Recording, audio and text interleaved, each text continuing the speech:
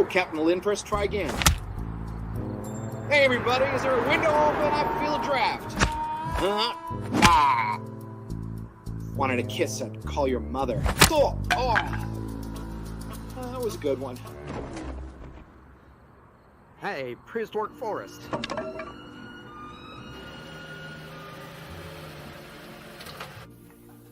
I'm sorry. Yeah. I'm sorry, Andy. I shouldn't have called an apple fritter a donut. Really? What changed your mind? Well, might have been that 2x4 you hit me with out there. Hurts here, a little bit here, but mostly here. Yeah, well. Miss, are apple fritters donuts? Absolutely. I knew it. Yeah.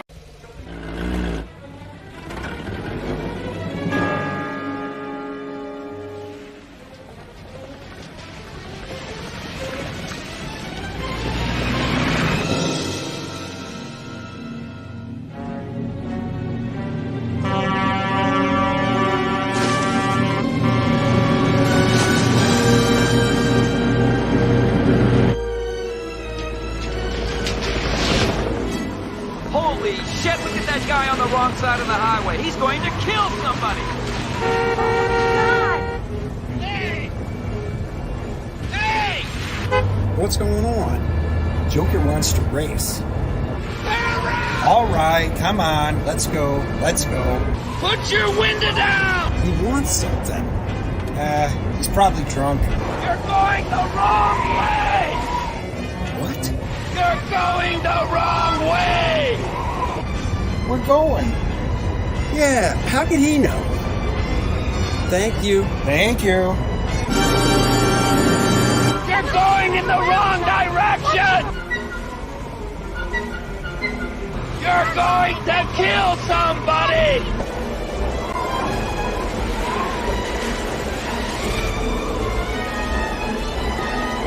You're going the wrong way! What is it?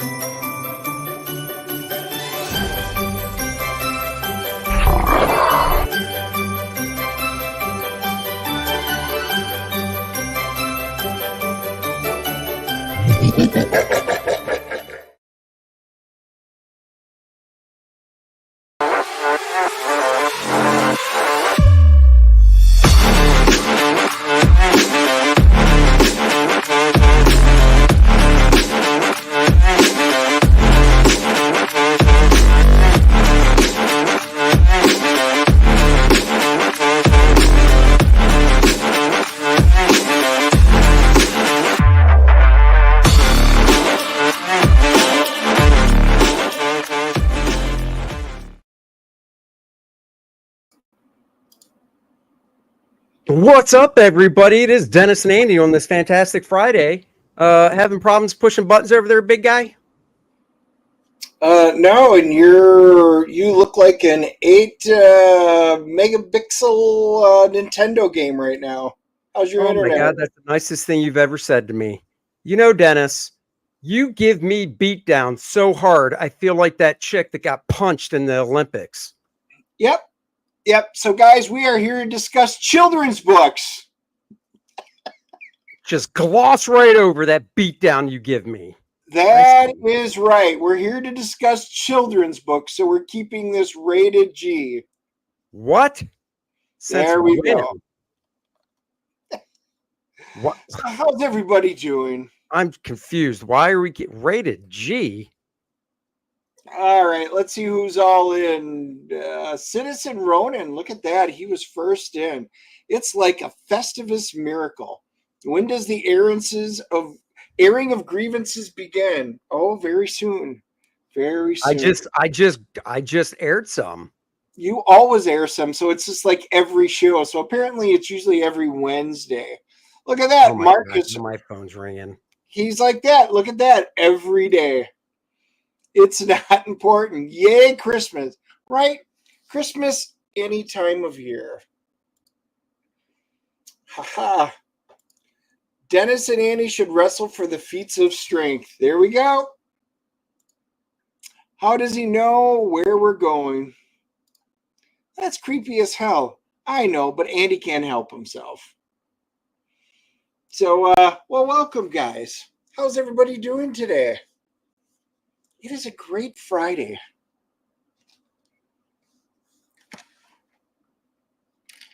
And apparently Andy's having difficulties. No sound? Oh, he's on the other line. Look at that.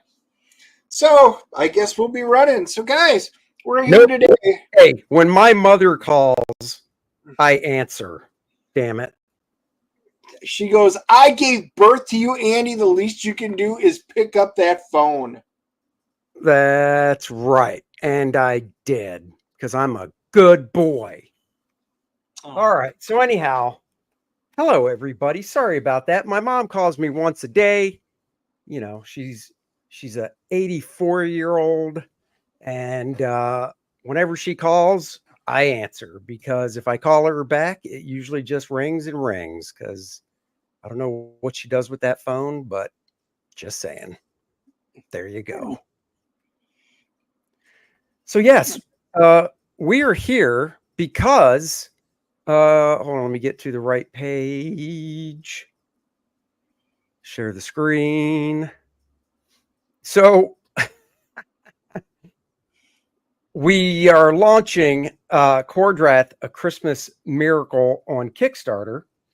And we're not posting a link because I forgot that with Kickstarter, when you hit the button that says send your project for review, they say it can take up to 3 days, but it could also take a half hour. So hopefully while we're streaming, it'll go live.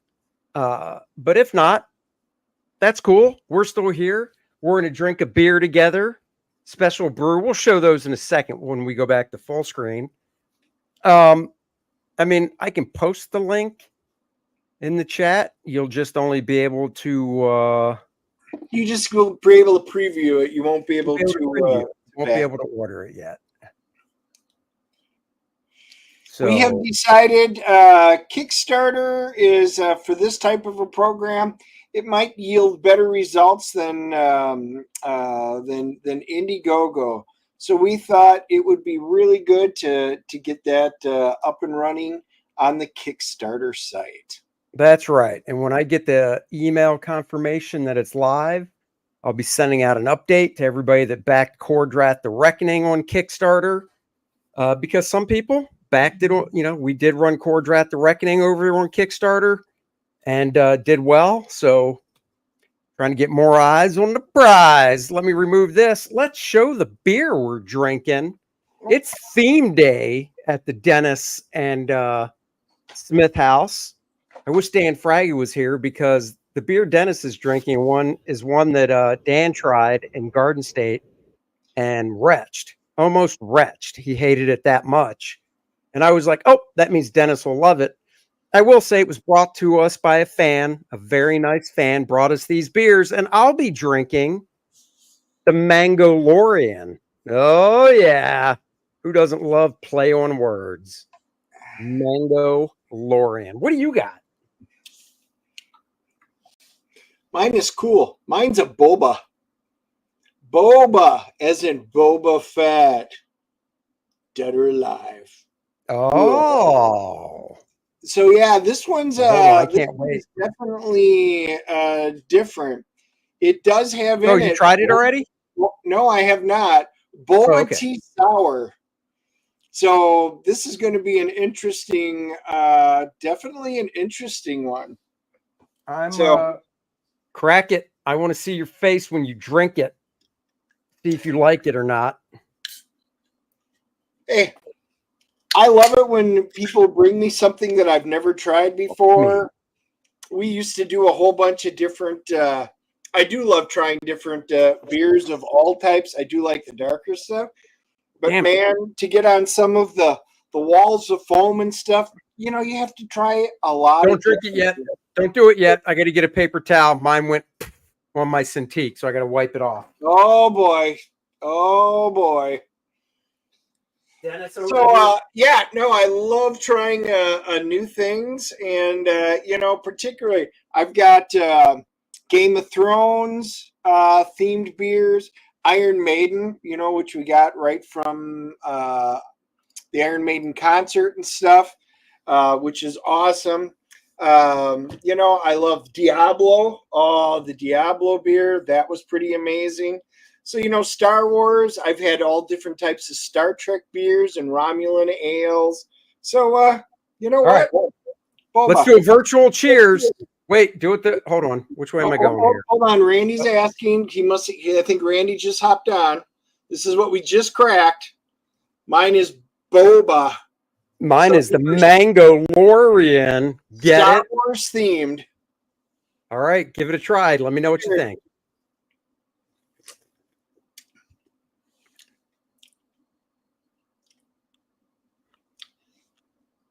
Be honest.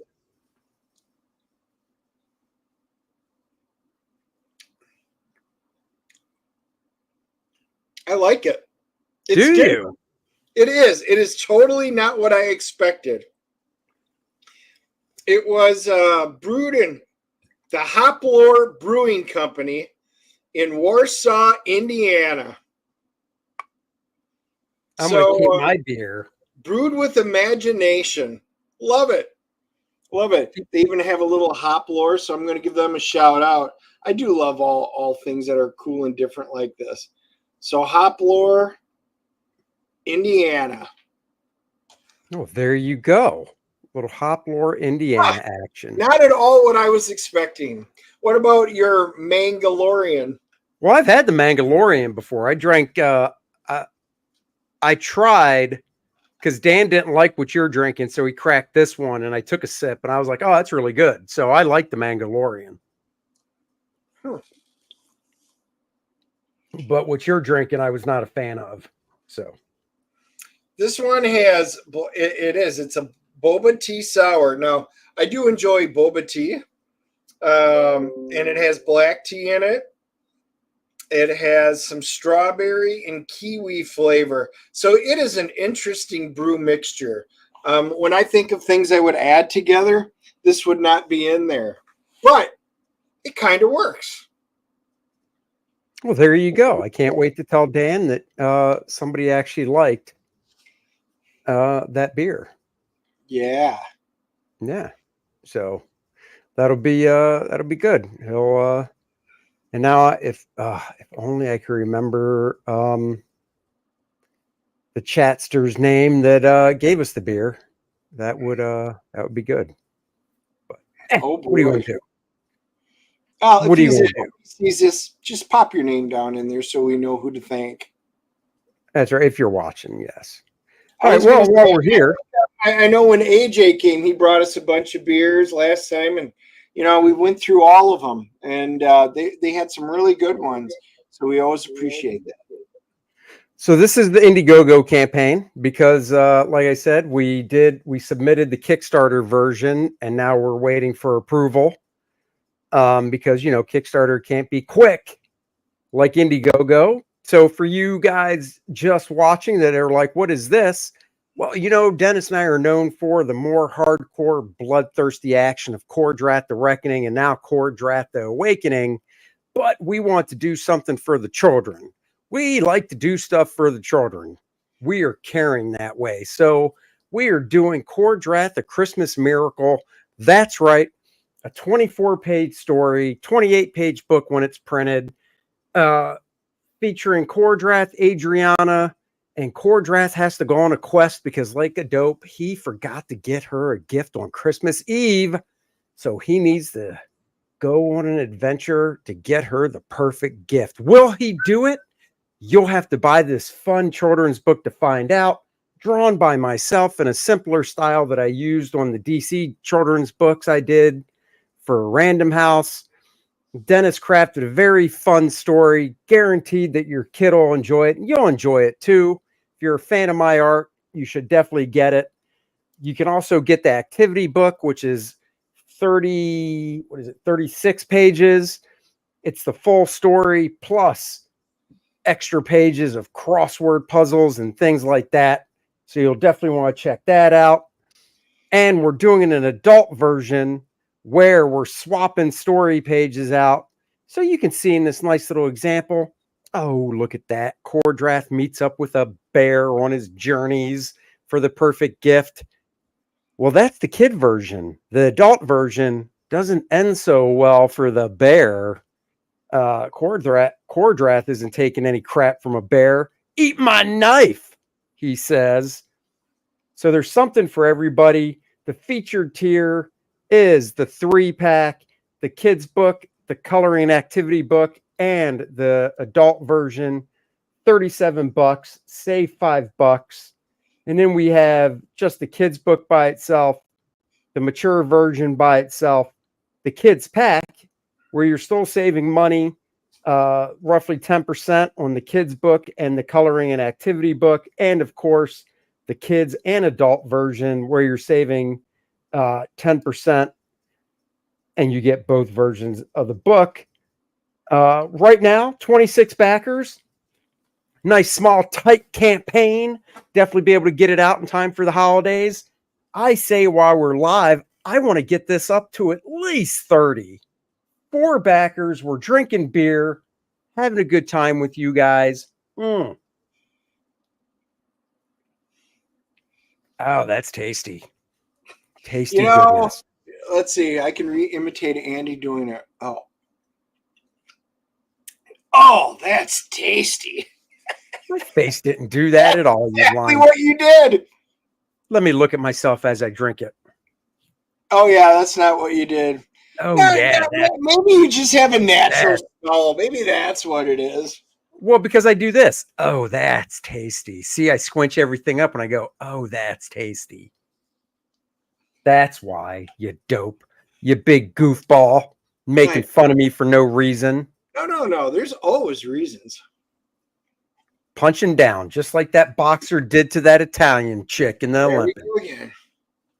Guys, while we're here, Kor-Drath the Awakening is live. I just finished page 25 today. Cooking along on it. Kor-Drath the Awakening, of course, by myself and Dennis. Kor-Drath is back after the events of the Reckoning. Vordoom the Undying, the big bad, was introduced to the story. His plans. He wants to collect these artifacts so he can gain all the power to control the Shattered Reach. Kor-Drath and Adriana cannot let that happen. He lost his tribe in Kor-Drath the Awakening. He will not let Adriana's tribe succumb to the same demise.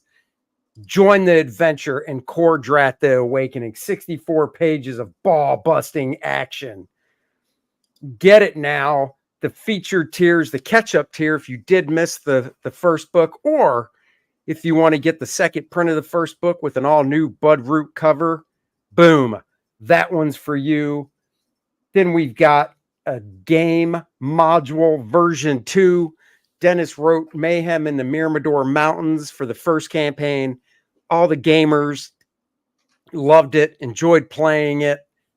He's back with a new game, Demise and Dracomort.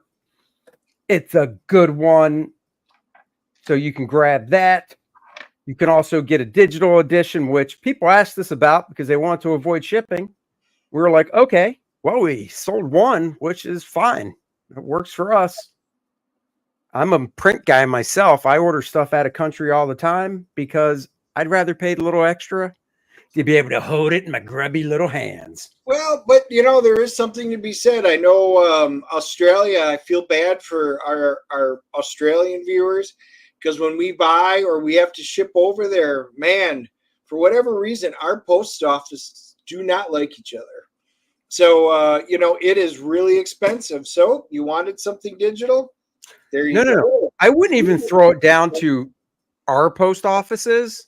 I'd say just our post office, because I believe shipping from Australia to here isn't as much as it is for us to go to there. It's up there. I know Bancroft because I get stuff from him and some of the others, and it's still pricey, but he's got a way to do it here in the States. He's crafty. I like that. Well, I know from Canada, it's definitely not as much for when we ship something to Canada, because I've ordered stuff from Canada from eBay, and the shipping isn't that bad when they ship it down to me. No, Canada's not bad. They're the best of when we have to ship international. I mean, no, but I'm saying when Canada ships down to us, it's cheaper than when we ship up to them. Yeah, I don't understand that. Must be the inflation. There you go. It's always that. Get yourself the new Adriana t-shirt featuring Bud Root's art from the variant cover for this campaign. It goes perfectly with the Lilith t-shirt that we did from the original campaign. Of course, there's a variety of covers to choose from. My cover, colored by the great Dan Lawless. We've got preview pages up here on the campaign. If you follow me on X, I just posted up yesterday a desk shot featuring 2 new pages before I scanned them from the book that you can see. Don't want to let too many details out about the story. Don't want to ruin anything. That's why these pages are text free. Of course, we've got the perks. We've got my cover. We've got cover B, the Andy Smith homage cover, homaging the great Conan 2 by Barry Windsor Smith. Stippling goes, smaller creators deal with Bancroft. They all ship Bogan orders to him and he ships them out. Yeah, he's got a great system, and that's why I said love Bancroft. I love the stuff he does. He's helpful, and always a big thumbs up for him. Yeah. Cover C, look at that. My God, Bud Root, Dan Lawless, they're back, pairing up like a fine wine and a good steak. They just go so well together. And would you look at that? Those 2 covers, if you got the Lilith one, match up perfectly. You could frame them if you wanted to. Beautiful image right there.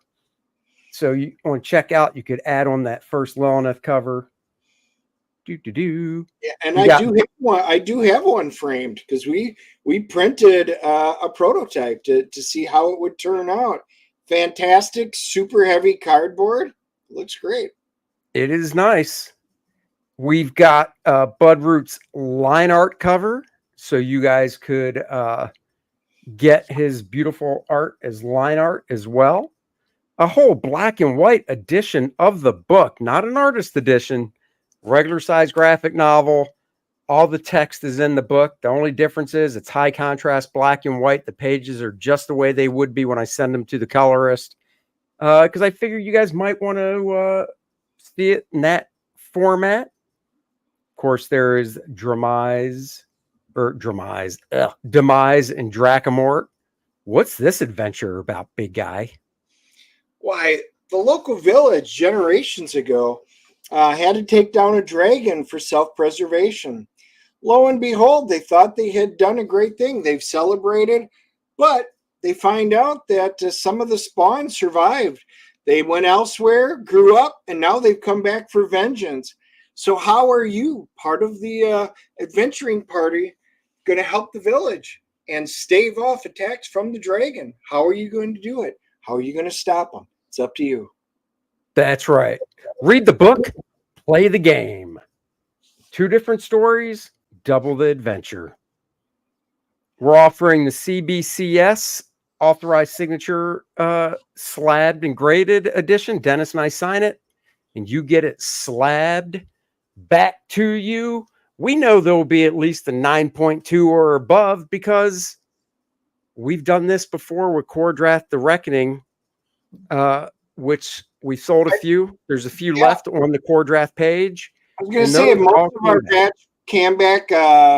I think we got a 9.6. Most of them were 9.8s, and we did get a 9.9 out of there. So, guys, they turned out really well. We sent in some good ones, and we hope to be able to recreate that same awesomeness. That's right. And we know. I just mailed a book out today. So, yep, I know. Yep. Lovely, lovely. Randy, of course, he lives in Canada, so he does know all this. Canadian vendors may employ a service where a driver just crosses the border to drop off. That would be a super great thing to do. So what I'm hearing is when we ship to Canada, we'll put them all in a box, and Dennis will drive to the border, cross into Canada, and then mail them right from Canada. I love that idea, big guy. Take one for the team. So Take one for the team. Well, if I do that, then I'll go up by Randy. Randy, I'll say, how close are you to the border? Maybe I meet you there and we have some beers. Come on, do you guys do fish and chips up there? Or what's the thing we have to eat when I go to Canada? I did get my Timbits when I was up there this last time. Oh, very nice. The parody ad is back, of course. I do a parody ad in every book, and Dennis and I are continuing that tradition in Kor-Drath. Good thing Graham has a big truck. I mean, honestly, I should just be like, hey, Graham, I'm going to mail you a bunch of books. Drive them over the border and mail them from Canada. Hell, if I lived in Buffalo as close to Canada as he does, yeah, depending on how many Canadian orders I had, if I was him, I very well might be doing that. Just driving across the border, going to a Canadian post office, make a day out of it, take the wife, go out to dinner in Canada, mail the books, and save a bunch of money. Good thought. Stretch goals? Well, I was going to say in that in the parody ad, since we got different viewers, can you guys name the Looney Tunes character that is in the ad? Trivia. And anybody can answer except for Marcus, because I know he was on last time when we briefly talked about it. That's right, Marcus. You're not allowed to play this game. We know you know who that is in the parody ad. Rini did not know. I know. We were on Rini's channel. We were talking about it, I think last Wednesday. And it's great. I love Rini to death. And but there are just some things about American culture she doesn't know anything about. She thought it was cute. She had no idea. So it was us always having to educate Rini, and she loves it. We even said she needs to watch a little Looney Tunes, some Marvin the Martian, find some good ones like that. Stippling Vaughn. Yeah, look at that. There he is. Oh yeah. Close. I think you did that on purpose. Oh. Yeah, that is closer than Firecrouch. Firecrouch. Nope, that is not the name of this guy. Guys, we're so close to the first stretch goal of the Vordoom playable character card. We can taste it just like we're tasting this beer. 441 away, I think, dollars away. Yeah, and then so every backer will get the 7x10 Vordoom the Undying playable character card. If you back Kor-Drath the Reckoning, you've already got 4 playable character cards and the Map of the Shattered Reach. Now you'll have 5. Let's go LFG. You know what that means if you saw Deadpool Wolverine. Well, hey, and I was going to say, guys, and once we hit that, we can show you the next stretch goal coming soon. That's right. Few great add-ons. Kor-Drath, The Awakening, the layouts. That's right. I'm scanning all my pencils in before I go to ink, so you can flip through it and see exactly what I ink from. How tight or loose is the work that I ink from? Now you'll know, just peeling back that curtain once again. The Education of Irene sounds like a porno. It's actually no. It sounds like, you know, a good wholesome family show. God, you always go there, you sick bastard. Oh, it's just like Eddie's father. You know, you can just think of it: The Education of Irene. That's right. We've got Kor-Drath The Reckoning, the manga digest size. I even have one of those I can show you. We actually printed a few up because we want to make sure it came out good. Pardon me, Dennis, while I solo myself. Right here, little manga size. And just like manga, we did black and white gray tones. Little, I did my best to imitate a zipatone pattern because that's what manga is. Of course, now all the zipatone they do is not probably cut out. It's probably just the program Clip Studio where you can do it. But who knows? Maybe they do cut zip. So we've got the manga digest size version. We also have a bigger version just to show you the difference. This is manga size. And this is the full color digest size. Both of these are edited E for everyone. If you got the Kor-Drath The Reckoning, you'll know there's a page in there that's a little saucy, let's just say. Well, we edited this because we got lots of feedback saying, I'd love if my kid could read this. Now they can. When I was at Garden State back in June, let me do this. When I was at Garden State Comic Fest back in June, a nice woman came up with her daughter, and she said she loved The Reckoning, and she actually said she would like it if her daughter could read it, but because of that page, we have a couple of these left. So I showed her these two versions, and she picked up. Oh, now I don't remember if it was the color or black or manga one, but she picked up a digest version. I've heard from her since, and she said her daughter loved it and thanked us for doing the E for everyone version. So you can pick that up on checkout as well. And then we've got these gorgeous minifigures here that we're doing. So if you're into role playing or you just want to collect something cool, you can get yourself the 2-inch, which is basically the 24 millimeter standard role playing game size Kor-Drath figure, or a 3-inch or a 5-inch. Pick the size. The 5-inch is my preference because it shows more detail and it's like a little mini statue. It comes in this gray color in the little plastic clamshell packaging, and you could maybe get Chris Thacker to paint one. Dennis has the one that he painted for us.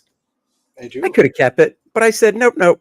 Dennis leads a pathetic life. I'll give it to him because I know it'll cheer him up. Do you have it near you? There it is. Look at that paint job that Chris Thacker did. Good googly moogly. Did you break the axe? Yeah, the axe broke. Good job, Dennis. I told you can't actually throw them across a room. I was hitting little Andy with it, You son of a bitch. and little Andy broke into pieces. Oh, Yeah, apparently even the I back. broke an axe. Look at those scars. That's right. Follow Chris Thacker on X. Get yourself one of those bad boys. And then we're also offering the collector box as an add-on as well, which I happen to have right here. We actually printed some of these up. Well, we printed 4 of them up as a test because we want to check quality and everything. Came out great. The homage cover from #1 is on the bottom. On the top is the Awakening cover. If you put it on your bookshelf, Worked up a nice spine for it. Laying it flat. There's the front that you open up. And we've got images of the cover on the ends. It's a great collector's box. Put all your Kor-Drath swag in. Collector cards would fit in it as well. And go check that out. And if you want, you could get that box and have it stuffed full of goodness with, oh, by the way, Kor-Drath, the regular t-shirt is back as well. The hardcore heavy metal t-shirt is back. Let's see. You can get yourself a head sketch, a full figure sketch. There it is, the Awakening Big Box. That includes all the covers, the Kor-Drath, the Awakening, the game module, the Adriana trading card, and of course it includes all the stretch goals as well once they get unlocked. So you can check that out. The box ships in another box so it doesn't get damaged.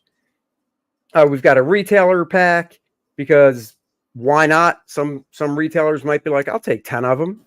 So we've got that. Got the figure sketch, 7x10. You choose the figure, I draw it. And then we've got the Kor-Drath Volume 1 and 2 Get Everything Collector box. That's right. We made sure the box fits all the graphic novels from The Reckoning and The Awakening. And you get the Artist Edition. And you get the first game module. And you get all the stretch goals from the first campaign, the 4 playable character cards, and the Shattered Reach map. Tons of stuff in that box. So lots of goodness for you guys to check out. So there you go. Go check that out. The link is being posted. Did little Andy battle Kor-Drath with the 2x4? Yes, I did. Yes, I did. Well, and Toronto, I know where that is. That's at least, that would be the closest point. Well, probably Montreal, but that's probably just about as close from where we're at. Future thing. Oh, and Graham can smuggle Dale Keown into the U.S. That's true. Go over there, drop off some books, and hide him in the back seat. I don't know. Dale's a tall guy. I don't know. His feet might be sticking out the window. You know, if Dale lays flat across a car, his head would be out one window and his legs would be out the other. I don't even know if he could crunch up enough to fit. He's lanky, though. You might be able to crunch him up enough to put him in the trunk. But then I don't know. Genuine Comics. Hello. How are you? Guys, next Wednesday. Oh, what are we talking about here? Look at Genuine Comics. Hey. What the hell is that thing on the left? When did the Penguin start wearing lipstick? So, gotta ask a question because I have not watched it. A friend of ours posted on Facebook about this. Big fan of Batman, was super excited. Caped Crusader, and find out about it. And then this pops up and he's kind of devastated. I have not watched it. Have any of you guys watched this? And is it worth watching? I'm very hesitant to even try it when you change a major character for this reason. I don't understand it. The Penguin is a great, Silver Age character. And why would you have to go and change anything about it just to make something up? I'm confused. Yeah, Mrs. Penguin. Apparently the Penguin's confused too. What is with you, cisgender? Patriarchy is the only thing that can rule this world type of people, Dennis. It's 2024. If there's a female penguin where she can use the end of her umbrella in different ways to, let's say, make herself happy, what is wrong with that? I know. J.J. Abrams can't write scripts. He should have stuck to composing. Thank you. I think J.J. Abrams composed soundtracks? I didn't know that. J.J. Abrams is a lot of stuff. Yeah, is out on Prime Video today. And I do have Prime Video, so I could watch it without paying anything. That's true. But the unexpected change of the long-standing Batman character, the Penguin, tuxedoed crime lord extraordinaire, is now a badass lady. Really? Really? Why? Why? That's just it. If you want a badass female villain in Batman, make one. Well, not only that, but here's the thing. If this was a guy, like it should be, there'd be no headlines. The only headlines you would hope to get if they kept the Penguin as a man is, oh my God, this show is so awesome. 5 out of 5 stars, 4 out of 5 stars. This new Batman is fantastic. Instead, they go, oh, we got to go woke. Got to get if we make the Penguin a female, I bet we'll attract more women to watch it. Let me tell you something. No, you're not going to. If they're not watching it already, they're not. My wife doesn't watch the Batman animated cartoon. Never has.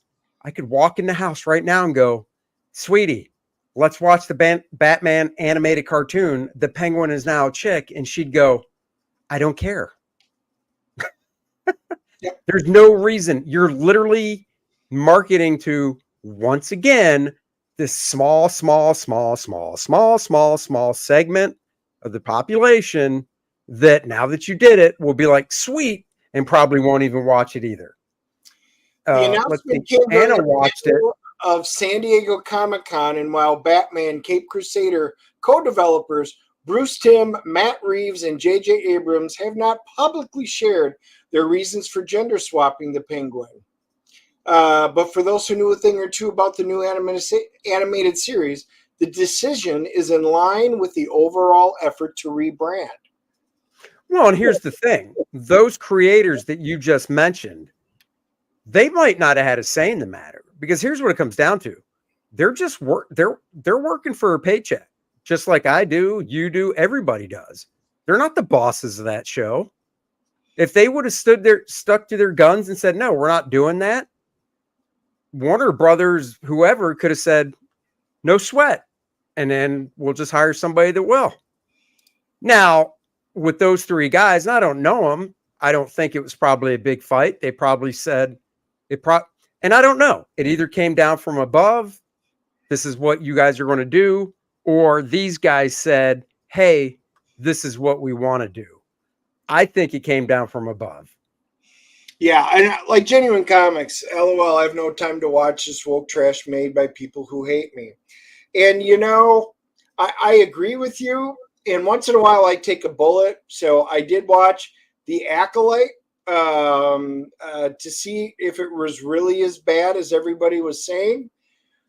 It was worse than I ever could have imagined on every level. The storytelling, even if it wasn't Star Wars, I didn't even do a video on it. We finished it off. A couple of friends and I were talking about it, and we're like, do we even want to? Is there a point of even making a video on how bad it is? And the answer is no. I will not watch anything that they're coming out with, and no interest. The animation for Crisis is bad, and episode 2 is garbage. Oh, I didn't watch Crisis. Yeah, I see it up there, and I haven't watched it yet either. Anna watched it. They race swapped really Commissioner Gordon and Barbara. Wow. I didn't know that either. I didn't either. I'm really here's where if I were to watch it and Commissioner Gordon and Barbara were Asian, I would actually clap and go, all right, there you go. Not only did you swap them, but you didn't go the normal route. Yes. I'm surprised Commissioner Gordon, not only did they race swap, I'm surprised Commissioner Gordon's not a chick and Barbara is now Bob. Yeah. Hey, Doc, my daughter loved the 90s animated series. Batman the Animated Series really was the pinnacle of animated cartoons for superheroes. It really was. You all know I'm a huge fan of the X-Men series. I loved it. But if I put those two, even with X-Men being my favorite, side by side, the animated series Batman was just better done across the board. It was phenomenal. I would agree. Anybody that has kids or they want their kids to see a great, because all the characters were in there. They were not only right, they were great characters, all of them. Penguin, Batgirl, Commissioner Gordon, they all shined in that show. And it was a love fest for Batman. Kudos to them. Keep them in a Greenpeace suit. Well, I mean, Kor-Drath, or not Kor-Drath, but Poison Ivy, talking about villains. Poison Ivy's a great freaking villain. Could have had her in it. Hey, there's your great idea. When do Penguin, Commissioner Gordon, and Barber go public domain? There is your answer. Hey, that is true. I just did a quick flip. I haven't had a chance to read it yet, but it's another one of the horror books. Winnie the Pooh. It's another one of the horror books. You know what? I'll dig it. You bought a Winnie the Pooh comic? Thank God he turned his mic off. You know, Dennis's name should now be what they call a bundle of sticks. I believe, isn't it? Or cigarette over in the UK. He bought a Winnie the Pooh comic, guys. Wrap your head around that. I don't care if it's a horror comic or not. Dude, he bought a Winnie the Pooh comic. Who am I hanging out with? Good Lord, this is the problem. I work in a town. There's not a lot of other comic guys. So, you know, beggars can't be choosers. Oh, a black police commissioner in the 1940s. Right. Yeah, because doesn't this take place? The new Batman show take place in the 40s? And if it's true, Amish Ninja does have a point. A black police commissioner in the 40s. Oh my God. Winnie Pooh. Demon Hunter. You queer. Acre Woods. Let me see what the inside looks like. Demons are coming out, and it's up to Winnie the Pooh and them to take care of it. Grab your chainsaws and let's have at it. They're going to protect the 100-acre woods from demons. Oh, let's see if I can find a really good... So you have read it or you haven't? No, I have not. I just did the flip through it. So I have not had a chance to sit down and read of it. To the rest of you. Boom. Oh my God. That's hilarious. So the question is, you know, they're sitting there wondering, well, why would anybody do something like that? Well, you just brought it up. Winnie the Pooh in public domain. So you are free. We could have Kor-Drath meets Winnie the Pooh. And, you know, instead of a chainsaw, it could be an axe. But that is the true greatness of when things go to public domain. You can do whatever you want with them. That's true. Randy Howell, you're the man. Just bought a Kor-Drath Volume 2 digital. Will there be a Volume 1? That's a very good question. Yeah, that's a really good question. I guess we could do that. If we did it, though, I'd probably just put it on the Kor-Drath website. So, you know, again, it has to do with shipping and with the prices going up. I get it. I get it. I'm in the same boat. People were just asking me about the different books. You all know I go get my funny books every Wednesday. Here's my ones from this week. Uh-oh. Smallest stack I've ever gotten. Probably. I know he didn't even bring them in my house to let me look through them on Wednesday. Yeah, it's because there wasn't anything super exciting. I picked up for the first time some of the foil covers of it.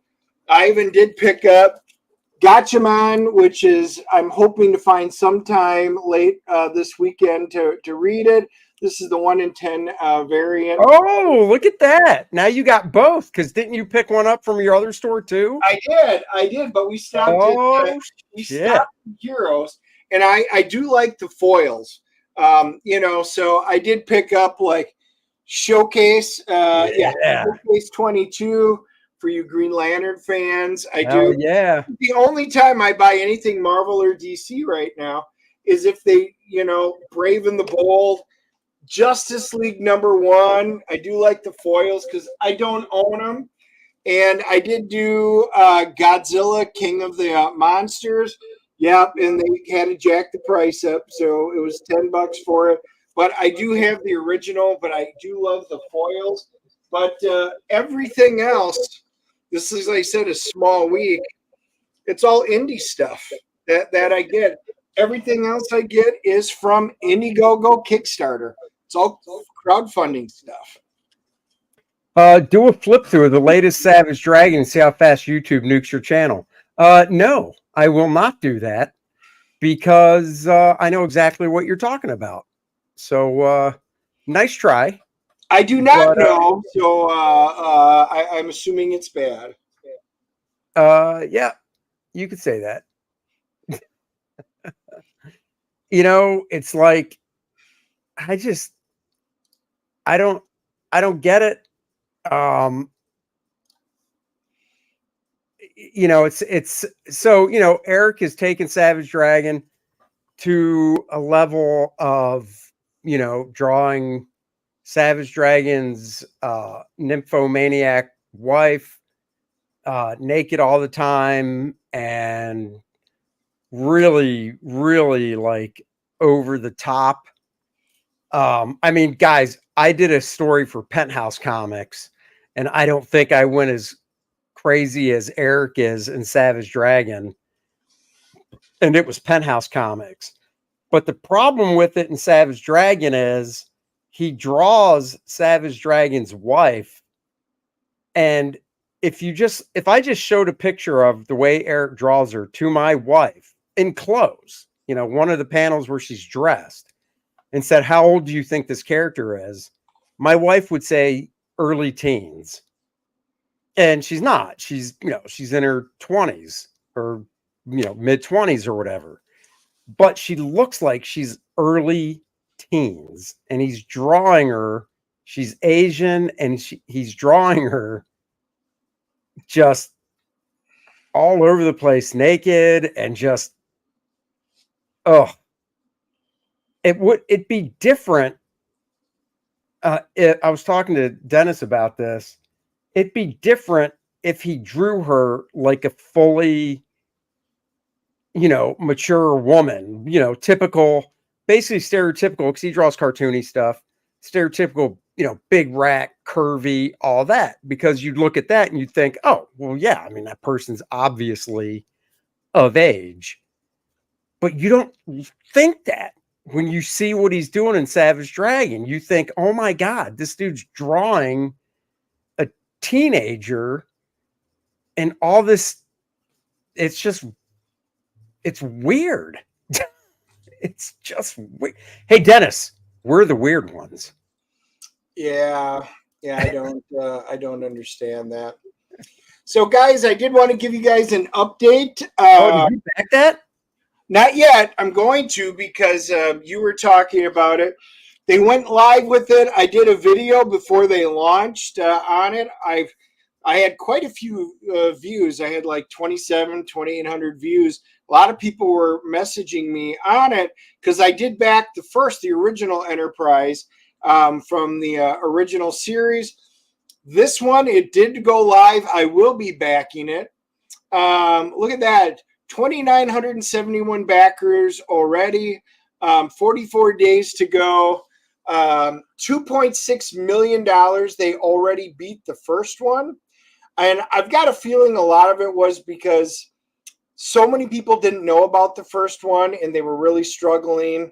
And, they got what they needed. It was a super high quality, awesome product. And a lot of people were really bummed. You can still get them on eBay, but they're going to run you $1,700 to $2,000 right now for it. This one, it's you can get it $6.99 plus shipping, and shipping's $50. So $7.49. I don't think I'll have time this weekend Wait, go back. What's that? What's the tier below it? Is that for two of them? The 1398. This is for 2 of them, and that's for 3 of them. I know you're going to be doing 2 of them. That's what I'm talking about. But anyway, guys, if you haven't, Tomy, it's up and running right now. Just Google it. Or check out my video if you're really interested. It's got the really cool Sarek, a shuttle with the stand.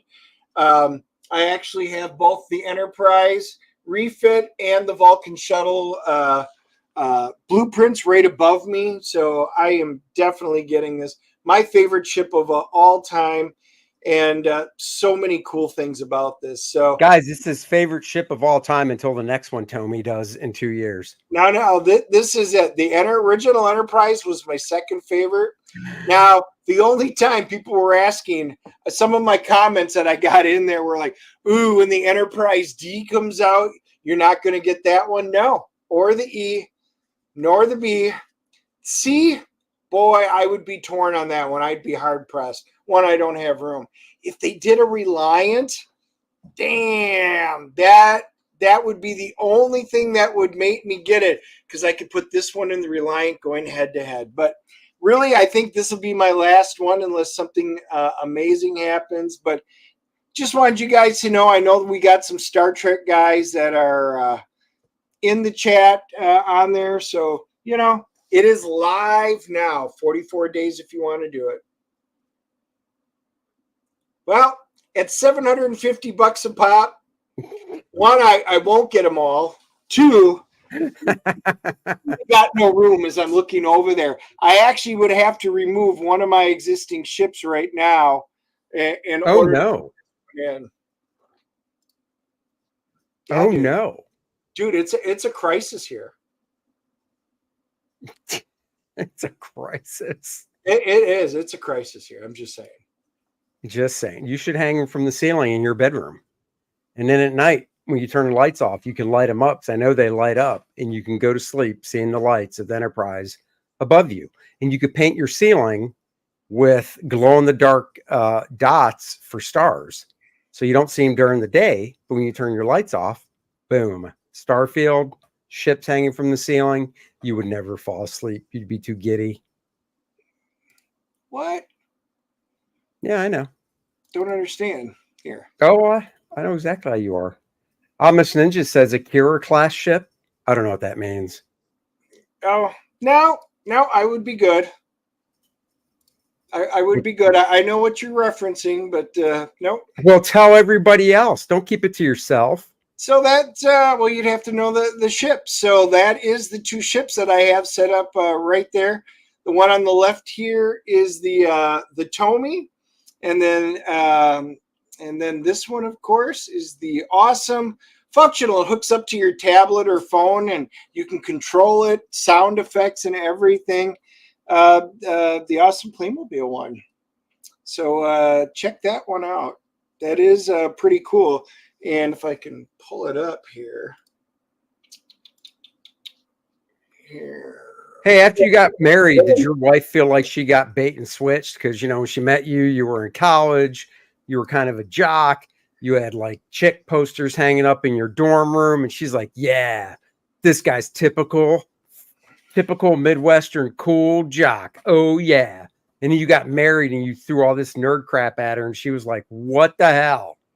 Nope. She knew what she was getting into. I have been a nerd my entire life. That is what they look like lit up right now. They said they did such a great job. The one on the left one on the Tomy is 20, about, what is it, about 28 pounds. It's die cast, 36 inches long, 18 inches tall. It's absolutely really cool, but super high. But I got no room to put that one, so I would have to remove this one. You're going to have to sell that Playmobil. That's all you're going to have to do. Yeah, I'll just find somewhere else to put it, but we're really running out of room. So, Doc, that's what I'm saying. Don't have room for it. I don't know. Where there's a will, there's a way, Dennis. I know. I'd maybe have to put it up there and then put the Enterprise A right next to it. I've seen a bunch of swords that could be sold. just stop. You're hurting yourself. I don't know. I'm just saying there's a couple comic boxes out of the way. Boom, those ships would fit perfectly. You could easily go through your collection, call at least 2 boxes out of the. How many freaking boxes do you have? 25?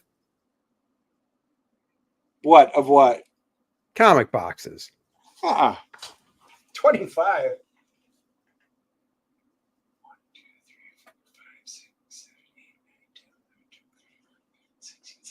18. I've got 18 boxes in one row.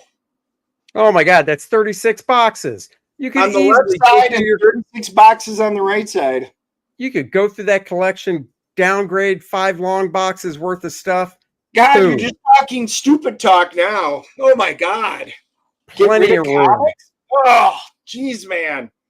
Oh, you're making people vomit in the chat there. Get rid of comics. Seriously. I don't know what you're talking about. Oh God, did you see this?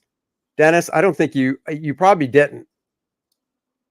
Comic creators react to Colin Kaepernick's AI comics generator. Did you hear about this?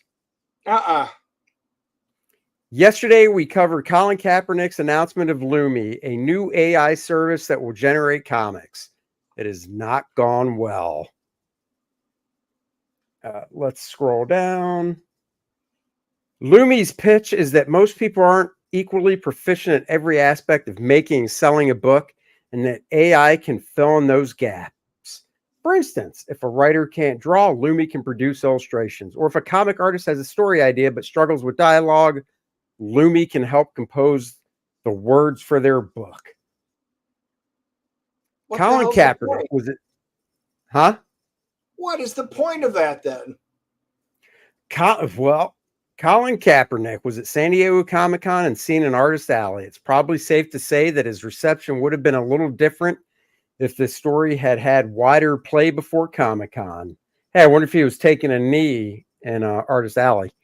I mean, he was out there at least by the 49er fans, his home. That's right. Scott Morris said, just days ago, I watched him walk by and I told friends at my booth, he's a good dude. I've got friends that have worked with him. I can only imagine that someone fed him some info lacking in ethics. Still friends, don't. AI ain't the same as drawing with ink and brush. Gail Simone, this is so incredibly disappointing. Tom Taylor, no. You and Lumi are depowering storytellers. You are promoting theft of art. And you are telling every working artist on the planet that they have no value in your eyes.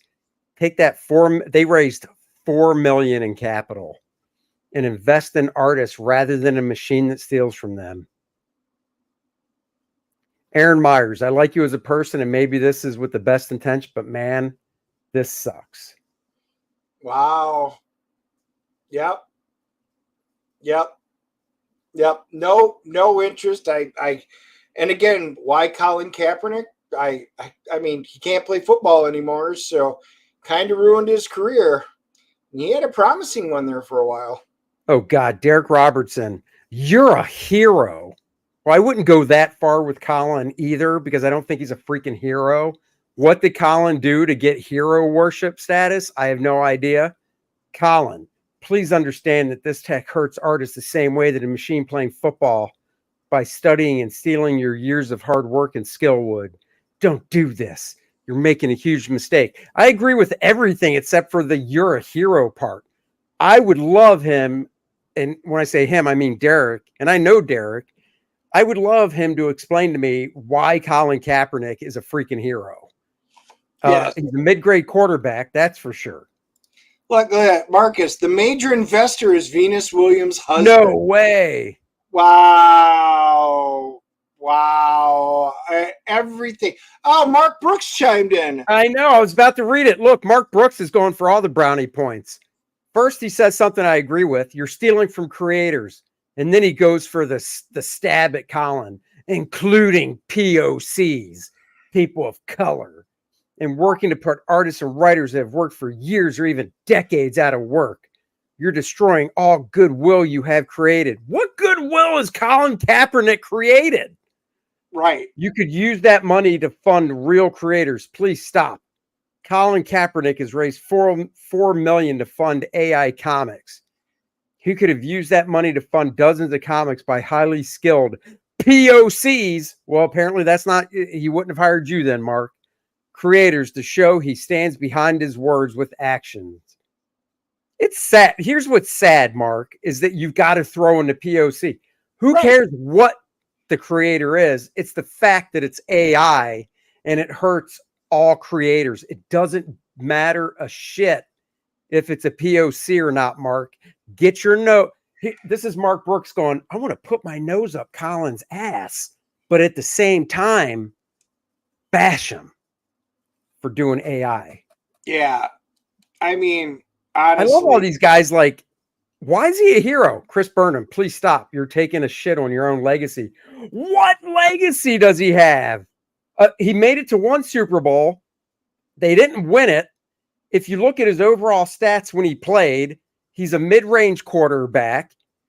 And, you know, yeah, he took a knee. Oh, good for you. You're so he had 2 good years of playing football. Yeah. That's it. There really isn't a legacy. Now, if you would have had those 2 good years and you won 2 Super Bowls, it could be a different story. Yeah. Honestly, that is a short legacy, but it's still a legacy. But 2 years out of what? How many years did he play? 5 or 6?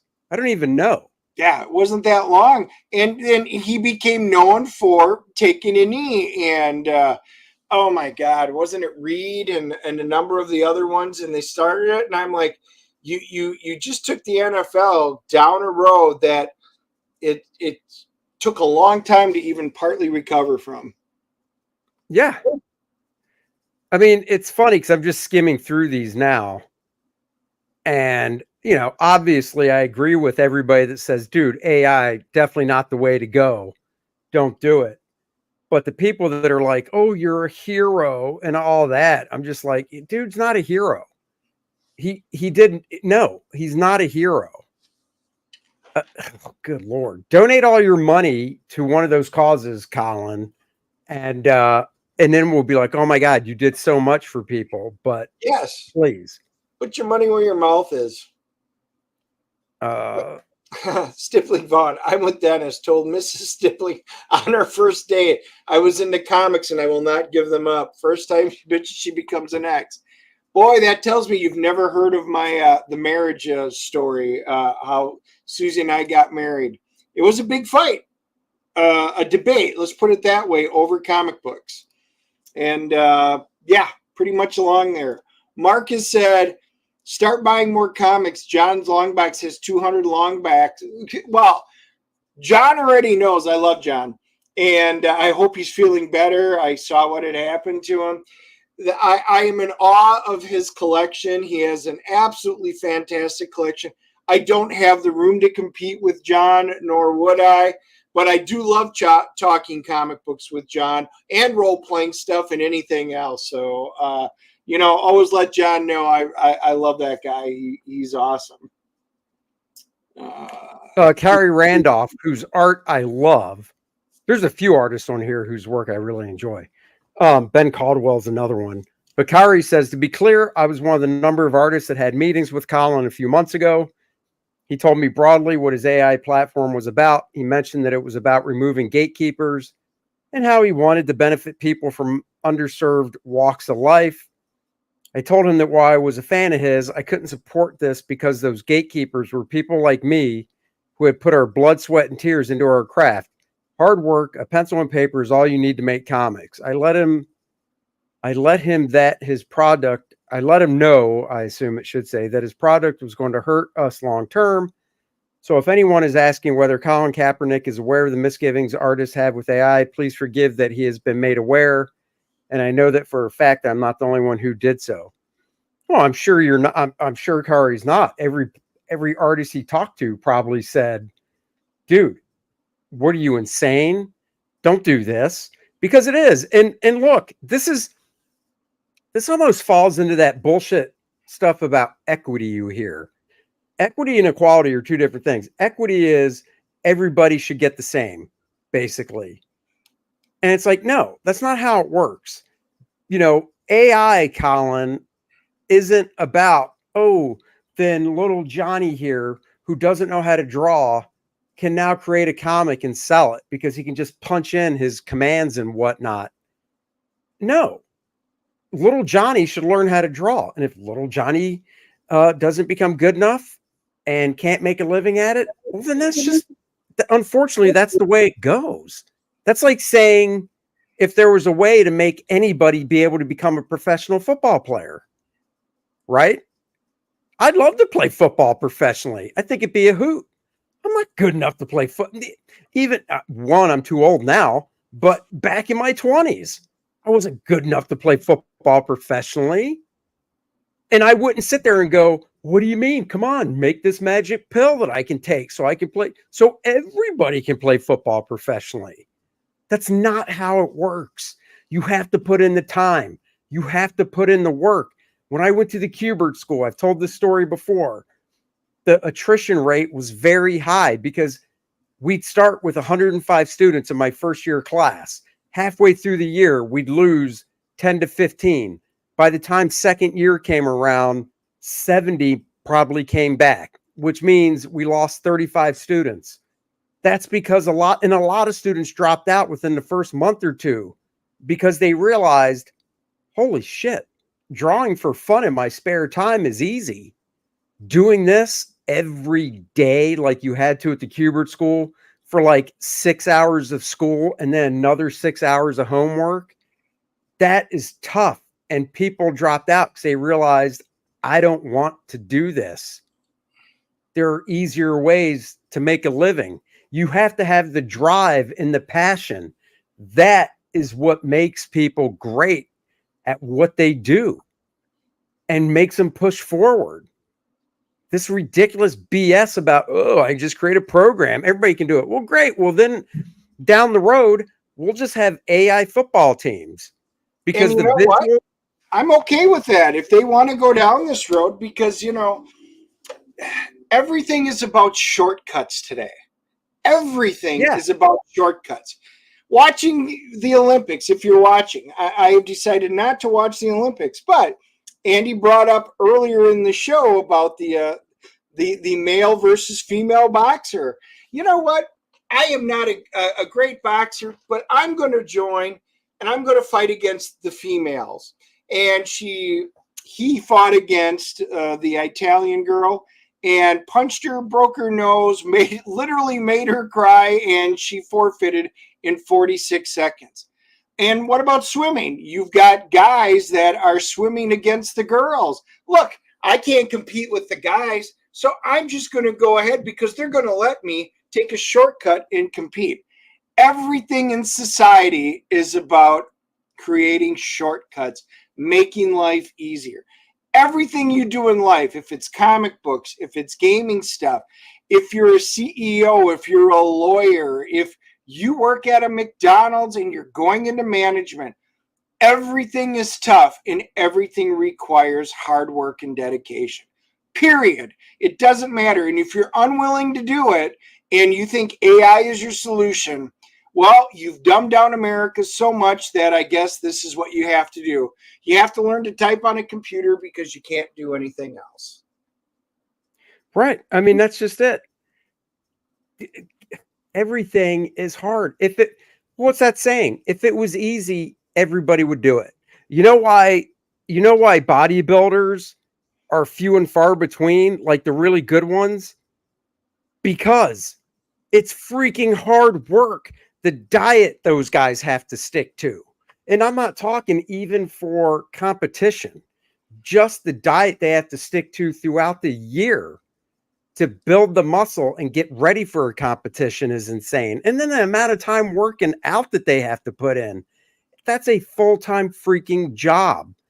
It's where's the reward? Where's the feeling of accomplishment if you can just go, oh, wait, I can 30 years from now, because football is so injury prone, it's going to be AI football. So we're basically kind of like, what was that movie we saw about the race car driver? They put out in the Grand Prix, they had all these drivers, these gamers Oh, yeah. Yeah, they had Gran Turismo. No, Gran Turismo. Right. yeah, it was. Just imagine they put out Madden, and Madden's graphics are freaking fantastic. And I know they have Madden competitions, but what if they just got the graphics so real that honestly, you're looking at it on a big ass TV and the graphics are so good, you don't realize that it's not real people playing the game. And instead, the NFL goes, why are we doing a draft and paying all this money? Why don't we just do a draft of the best NFL Madden gamers and create our NFL teams that way? And they can just play on Sundays from their freaking living room. And then instead of having to pay 32 players, we only have to play 2 because it's one guy that's playing for the Packers, let's say, and one guy that's playing for the Cowboys. And then so there's 32 teams and you get 32 people. You and I in the Super Bowl on our game controllers, screw the real players, 2 people versus 2 teams of, 54? Instead of 108, there's 2.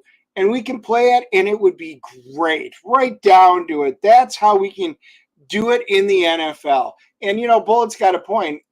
Andy is lying. He decided to forego a career in the NFL for drawing comics.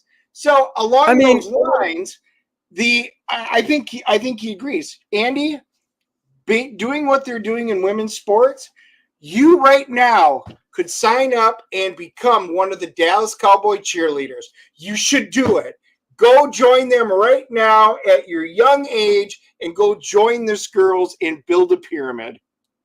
Dude, you're insane. I'm going to join the female lingerie NFL league and tackle those ladies, if you know what I mean. I got no problem wearing a thong if I can play on those teams. Yeah, baby. I'd let them tackle me, no problem. I'm wide open. Come get me, ladies. Lingerie football. Okay, Maroney, just lingerie football. Lingerie football. Guys, call me Andrea or Andrea. I'm wearing a wig. Not shaving the goatee, though. Can't make me do that. Look, I saw that 6'5" chick with the beard, the dude that showed up at the White House talking to Kamala. Weirdo. So here's the actual headline. This was what I was trying to find. I didn't even realize there's the one about the people reacting, the comic pros. Former quarterback of the San Francisco 49ers has raised $4 million in investments for Lumi, a new AI-based platform for publishing comics and graphic novels. 776 led the seed round alongside Capper Capital and Impellant Ventures, angel investors Miriam Nafesi, David Says, Shimliner, and tech execs from Meta, Anthropic, Contextual AI, Sleeper, Pave, and more. Meta, I'm so surprised to hear that. Luma is intended to empower. It's all about that empowerment.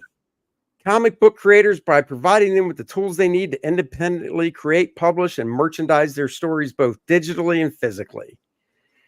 You're not empowering anybody if you're letting them steal shit.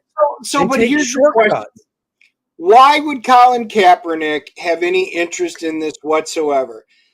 It really boils back to this. We need a figurehead who's all about empowering people and making a stand, because that's what we're going to market this as. Oh, let's get Colin Kaepernick because he's righteous. Well, I hope, if he does this, so be it. There goes more in the comic industries. Then you might as well just go ahead and do it. And then you know what? All the TV shows, Disney, other than Deadpool Wolverine, is basically being written by Leslie Headland, or should I say LHAI Industries. Look, the Acolyte was nothing but like an AI derived. It was just garbage. Everything that they're putting out, it just frustrates me. Colin Kaepernick is there because he's the figurehead of empowerment, because we want to empower people to take away the jobs of people who have actually worked their entire lives. Well, we want to empower people to take shortcuts. I don't, because you've got Colin Kaepernick launches Lumi. I love this, to free creators and democratize storytelling. I'm so sick and tired of these people bastardizing the word democracy. They just throw it in there because people hear it and they go, "Oh, it's democracy. It must be a good thing." Democratize storytelling. What the F does that even mean? What, you all get to vote on what? It's already in there. Is it majority rule for the storytelling then? If it's democracy and people like it, they spend their money on a campaign. If they don't like it or what you have to say, they vote by not buying your product. Hence why I have stopped getting Marvel and DC comics, because they are not putting out anything that I really care about. That's democracy. Right. That's a free market. That is not what they're saying here. They misuse that word over and over again. Yep. Let's just click on, nope, I'm not going to support you. All right, let's just click this link, see where it goes. Same thing. It just goes to the Lumi website where you can put your email in and whatnot and join the wait list. Well, I won't be joining the wait list. So, yeah, no thanks. Dennis, I just got a text from a mutual friend. I think it was a message that is very interesting. Our mutual friend who's not watching, I'm very hurt, Rich Snunky, says there's a new comic shop in town, Central City Comics on Central Avenue. Randomly found out about it on the YouTubes. Haven't been to it. Well, Dennis, before I share my screen again, I'm going to go to the YouTubes and see if I can find it. And I'll share the screen if I do. Because you know me. One, you and I know the area. I know Central City. So I'm like, I've told people before, I live in a triangle where at the point of each side of the triangle is a comic shop relatively close by. So if this one is within a triangle, that's a lot of shops. I know, dude. I can't believe that there is another one. Amish Ninja says Hasbro's doing this with the newest version of Dungeons and Dragons. It is. D&D is gone down. I am officially will not be going with the new edition. I don't care if it's evergreen or not. They are digitizing it. They have fired their art directors. They've gotten rid of most everybody that deals in the paper products. And they want you to go digital and virtual for everything. I will not be supporting it. There are so many great ones out there, including ones that I am working with right now that will not be D&D. It is Hasbro. Hasbro is a big corporation. They care about the next quarter and only the next quarter's earnings. And so be it. Let them do what they want. I will not be supporting them any longer. I tell you what, if any of the comic publishers said they were going straight digital and that's it, yep, I'd be out. I'd be out. I wouldn't entertain it at all. I like paper. I like physical stuff. I'm tired of all this going digital crap. It's even kind of like, yeah, I know, and I have some. I know Dennis has some where you can buy, just basic cloud digital versions of a movie instead of buying a physical DVD. But what happens? What happens if Voodoo, is it Voodoo? Sure, any of the streaming ones. But that's one of them, right? Voodoo. Yeah. What happens if that company all of a sudden, for some odd reason, shits the bed and they're just gone and everything you bought is gone? What happens? Yep, I mean it You did know, because Voodoo got bought by Fandango. Ultra Violet. There's a number of other ones. They were all moved into, I think, Movies Everywhere. They all got moved into Voodoo. Then Voodoo just got bought by Fandango. Now, what I do have digital, but like all the good movies that I own, I will buy the physical 4K movie and it comes with the digital code, and I'll pop in the digital code so I have both. But we've had it where internet's gone out, haven't had it. So what did I do? I walked right up, grabbed my physical copy, and popped it in my Blu-ray player, my 4K player. That's the way I do it. All got a backup. all right, I found it. Let me get past this stupid ad. Yep, Bullet. Nothing is sacred. You are right. Nothing is sacred anymore. Let's see. I'm just looking at this description real quick. All right, let's see if this is a. I don't know. Let's just look at this and see.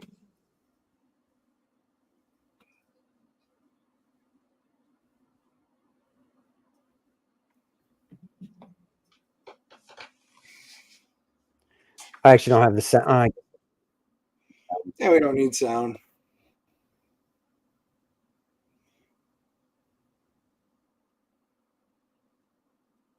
Oh, Little Shop. You know him? No, at first I thought it was Earl.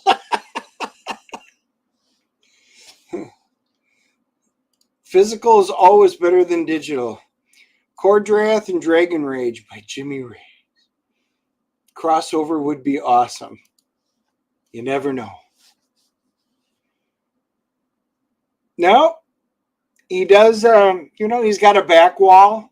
I see some duplicates that are up there. Looks like he's got a back wall. He's got back issue boxes. I'm curious where this place is at. Let me map it and see. Because you know me, if I got time over the weekend, We might be giving. Well, you might be giving Rich. I don't have time this weekend. My whole weekend's completely gone up in I found smoke. it. It is. I'm trying to find the cross street. He's got a few T-shirts. Dude, it is right in that. Oh my God! It's right in that triangle. Wow. I see he does T-shirt printing. Well, I'm assuming that looks like T-shirts versus pressing comic books, because that is. Don't know him. There's no hours up here on the. You know how sometimes you go to something on the map and it shows hours. Yeah, looks No like hours, no website. Could be new. God, no phone number.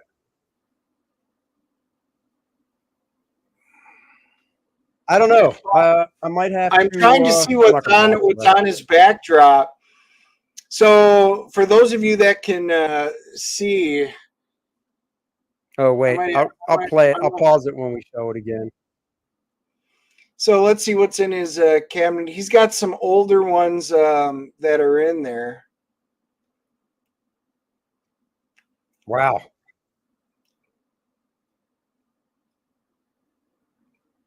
Low grade Superman #4.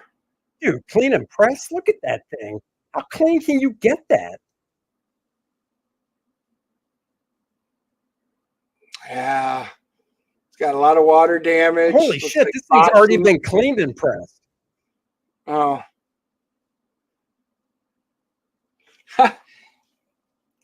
Those Funko things dude, I hate Funko. I hate everything about Funko. Those pops, what a thing. He's got a restored Amazing Spite. Look at that, restored. So pause the backdrop. Oh yeah, hold on. Still kind of hard to see. Astonishing, Daredevil. There's the Alcohol Iron Man issue. the Hulk, 3 of those Iron Mans. I mean, he's X-Factor, got, dude, Mutants, bottom row all the way 100. to the left.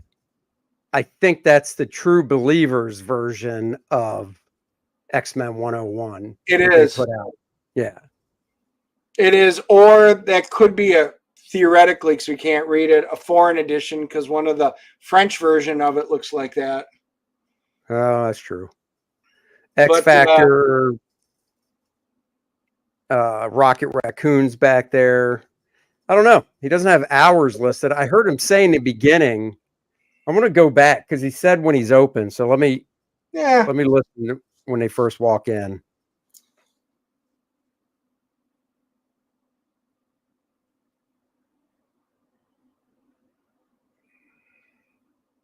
Huh. Yeah, I don't see his case there. Like I said, I see boxes and.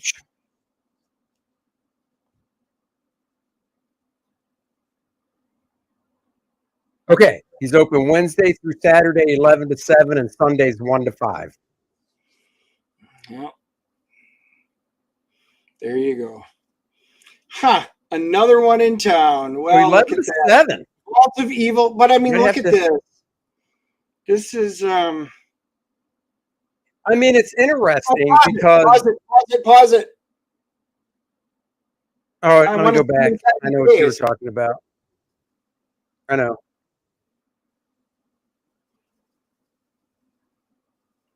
I'm trying to get it so it doesn't buzz like that. So what I was going to say is it looks like I don't see racks with like new stuff. I see just back issue boxes and stuff in cases. Yeah. So yeah, I might have to take a drive over there tomorrow when Courtney gets off work. Have her go with me and just check it out. I mean, why not? I love Silver Age and back issue stuff. Yeah. Even You know? Marcus like a new comic shop. Interesting, right? How does this market support that? Another one. Dude, I don't know. just the fact that it is, I mean, I'm gonna just do the drive, see what it says. So yeah, so basically it has me going Rama, Independent. So how near to like Moon Brew or something like that? I'll tell you. So it has me get off Independence where Bojangles is. Oh yeah. And I take that to Commonwealth. And then I take Morningside. Oh my God, I know exactly where this is. There you Holy go. crap. It's right by where it's closer to that bratwurst place we went to. Oh, Good Brat or Good Yeah, Word. it's closer to that than it is to Muhlenberg. Okay. See, Marcus, he'll go with you. There you go. You got a partner. Oh, he knows where it is. There you go. You guys have to let me know how it is. I know exactly where it is. Oh my God, I know the plaza it's in because we used to live over there. And there's a place called Tip Top Nails where I would suggest to Helen, you should go get your, nails and stuff done there. So Yeah, but I'm saying if you guys go, let me know what it is. Meet the owner. Who knows? I'm just surprised that another one opened up in town. We got so many per capita here. It is. I'm gonna assume. I think we've got more actual different comic shops. I think we were looking at than what Chicago had. Now, granted, like Graham Cracker and stuff like that. I mean, they've got many locations and stuff, so it's a little different. But still, for the size of this city, that's a lot. Well, I'm going to assume that he knows about the other shops that are so close, and that he's like, what can I do that those guys don't do? And that is specialize in Silver Age and Bronze Age stuff. There you go, Travis. Oh yeah, no, we hear you, Travis. Yep. What I don't understand is all the rest of the city's got comic shops. We do not. I'm down on the south end here. There's none. My wife keeps saying, when are we opening up a shop? I'm like, don't have time to. But, I'm just like, really? I mean, there you got so many lumped together, and then we're down here. That's why I go to the one by Andy's house, because we go over on Wednesdays to do the show. So I swing over, pick up my books at a great shop. Pennyworth is a great shop. He always pulls good stuff for me. And then I head over and we do the show. So it works out. But there is nothing near my house. Nothing close. No, well, hey, I know, where do I want to live? In BFE. Well, then you get where you live. So, that's what happens, buddy. Yep. Just checking. Yep, there is no shop. Let's see. I'm just looking here. Nope, nothing yet from old KS. All right, guys. Well, Kickstarter has not gone live because we didn't realize it would take so freaking long for them to review it. So, Kor-Drath, The Christmas Miracle, the children's book. Let's see. I'll just play the trailer here because you could hear that guy talking, right? No. Oh, you can't hear this? Nope. Oh, son of a bitch. Well, just play the trailer on the banner. I'm going to. Kor-Drath, The Christmas Miracles. This show is brought to you by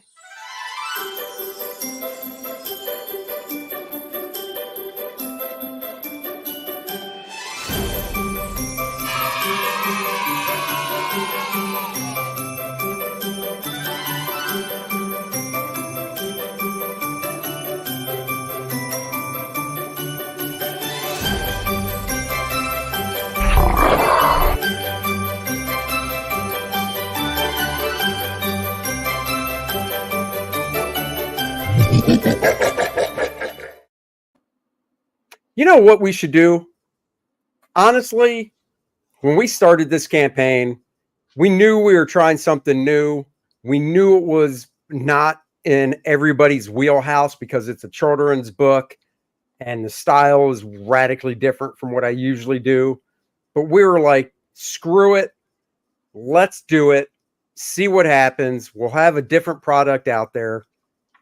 But when we were setting up the campaign page, we were like, wow, we don't want to show a lot of artwork because it's only 24 pages. You don't want to ruin stuff. So, we showed 4 pages. They're not super big, which we also did on purpose. Couple pages from the activity book. I don't know. Should we show some more artwork? You know what? We're on it. We might as well. And just so you guys know, we will be closing out. The Indiegogo one ends in 2 days. We are going to be closing it out, I believe, on Aaron Lepresti's channel with his normal 7 stuff. o'clock Sunday night. Yep. We're going to have some fun. We're going to close this one out, and then Indiegogo will just go in demand. We do understand it's a completely different market, and, really looking into it, they really are talking about in children's books, doing literary agents and stuff. These are all things that we're looking into for the future. But we wanted to try something different and fun. And regardless of how it turns out, we enjoyed doing this. This was a lot of fun. And we will see how it works. Kickstarter's a different audience. And we're going to see about literary agent stuff. And who knows? But this was a fun side project because when we're doing the big one, Kor-Drath, the Awakening, you do a page and you got this little bit of extra time and you just don't start in. You got to fill it with something. And this was a great way to fill in and just have something fun to do. And we did have a lot of people that love this kind of stuff and wanted something for their kids. So, that's why we decided to do it. Give it a shot. That's right. So you know what? We'll show some more art. What the hell? Exclusive on this. Let me pull up. Actually, I tell you what. I'll leave it in your hands. Pull up the shared Dropbox we have with those JPEGs in it. And whatever you want to show, I'm good with. Some of the kid ones? All right. Yes. Yeah. Oh, let me think of which one. So we're going to show some more artwork from Kor-Drath, A Christmas Miracle, the children's book. Oh, phone's ringing. Give me a second. Oh, Hold on. I got. Wow, look at that. Share screen, guys. We're going to pop it up. I don't need sound. Look at that. He meets some friends on his journey. After getting warm and dry, drinking eggnog with dwarves, and exchanging stories, it was time to continue his journey. Waving goodbye, the barbarian whispered, "You were a Christmas miracle," as he continued through the snow, knowing he was nearing his destination. Now, guys, this is just another example. You can see the awesome cartoony style, the fun style that Andy drew. The storyline for the kids version really is good for your younger kids. It is very age appropriate. It is designed for reading, and the same thing holds true with like the activity book and stuff. The words that we put in there were meant for kids. If you've got pre-kindergarten, kindergarten through second grade kind of kids, they're going to enjoy this kind of stuff. And but when you look at the style and what we're attempting to do, it really is kind of heartwarming. I do not want to show some of the big spoiler ones. But I will even show something like this one. You guys, if you have questions, you can just pop it down in the chat. It's got to go get her Christmas present. Look at that. Even in the children's book, we have a little barbarian rage. "I must not fail Adriana. I must get her a gift. I will not ruin Christmas." Then the answer occurs to him, rage. "If I rage, I get really strong and my blood flows fast. I should be able to swim to the other side. Roar!" He yells as his eyes go white, and he can feel his barbarian strength surge in his body as he swims against the current.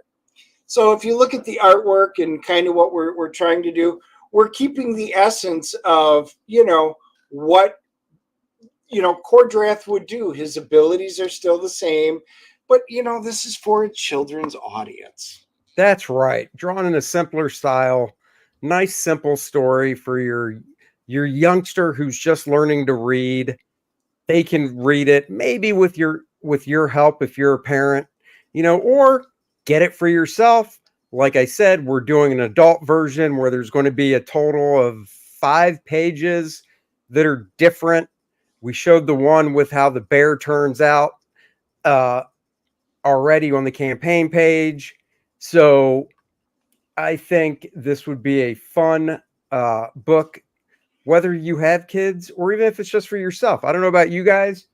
Well, I'm an artist. I love this type of stuff. So I have kids' books anyhow that I bought because of the art. But we think you guys will enjoy it. It'll make a nice. Well, I was going to say, this really is, it's in the same style as. Look at that. He's showing one of my books. I am.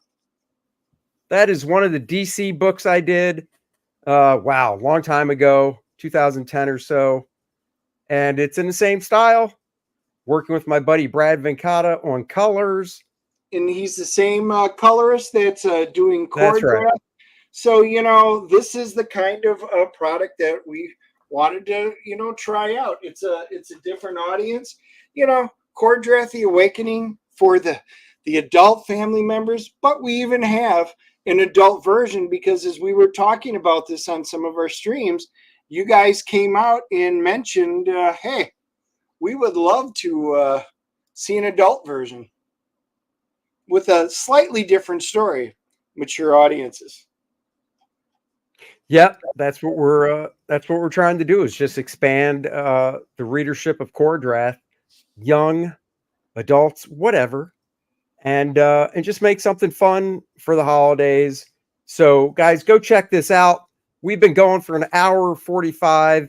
When the Kickstarter is live, which I expect will be by Sunday when we're on with Aaron, maybe we'll just do a pop-up like we did today. And then Kickstarter's the exact same thing. Oh, there it is. The adult version of the page right there with some snappy text that I'm going to be placing over the weekend, formatting it all. All the colors are done for the book now. Realistically, within the next couple weeks, we could have it ready to go to print, but we're going to wait until October so we can see what numbers we have for ordering and get it out in time for the holidays. God, I love that. I love drawing in that style. It's so fun. Well, and you can even see, like you saw the kids version with, he gives them the sugar cookie, and there's the little sugar gingerbread right there. Oh yeah, it's in his eye. In his eye. And the story is a little different because I did have to rewrite quite a few pages just to make the story a little bit different for you adults. That's right. So you get different text as well. And then, of course, before we leave, let's not forget about the Kor-Drath, The Awakening, the hit follow-up to Kor-Drath, The Reckoning. If you haven't backed it yet, I don't know what you're waiting for. Go check it out. We are only $421 away from the stretch goal now, the Vordoom playable character card. You're definitely going to want to get that. Let's do it, guys. Let's crush past 700 backers. Captain Bipto, you can just watch it on replay. It's just as fun. And yeah, let's get this campaign going. We're shooting for 6 figures like Kor-Drath, The Reckoning. We're in it for the long haul. I just finished page 25 today. Start over. Oh, you guys. Well, I will tell you, when we're done here, you guys can go right back to either Andy's channel or the DNA channel on mine and pop up and read. We did bring to you a brand new brews that great fans gave. Andy had the Mangalorean, and I've got Boba, which is a boba sour, boba tea sour that they had us try, alcoholic drinks. You can go back and watch and tune in. We actually covered some local topics and stuff like that. We did get our review up. We went and saw Trap, the Josh Hartnett, M. Night Shyamalan thriller. And we popped that up, so that review is live on both of our channels, and got it up and running on Rumble. And I know some of you messaged me that you joined Rumble, so we're going to put them up on both because I know quite a few of you out there really like Rumble and want us to do both. So we are expanding to meet what you guys want. That's right. Guys, thank you for watching. Thank you for joining us this Friday afternoon. We had a great time as always, talking with you guys, sharing with you guys and stuff. It's fun. Go check out Kor-Drath, The Awakening, and the children's book, A Christmas Miracle. Links in the description below. Thank you to all the wrenches, Marcus, and everyone, Randy, for posting the links. Really sincerely appreciate you guys for helping us out while we live stream. And thank you guys for watching. Remember, like, subscribe, and share. Have a great weekend. Aaron Lepresti's channel, 7 o'clock Eastern Time, Sunday night. We'll be there. We hope you are too. Until then, bye-bye, everybody. Live long and prosper.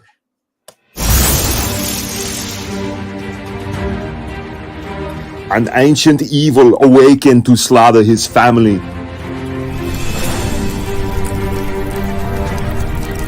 A mythical quest was revealed.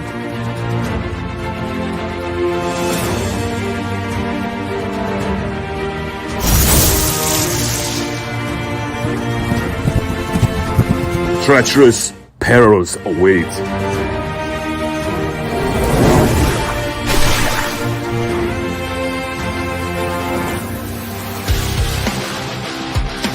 Lovers bound by destiny. Darkness gathers as a new game begins.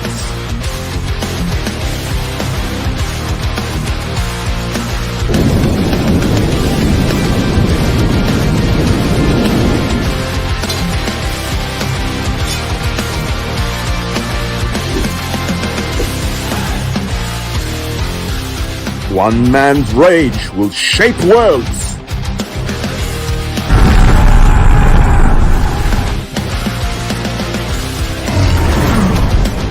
Kor-Drath, The Awakening. Only on Indiegogo. Back it now!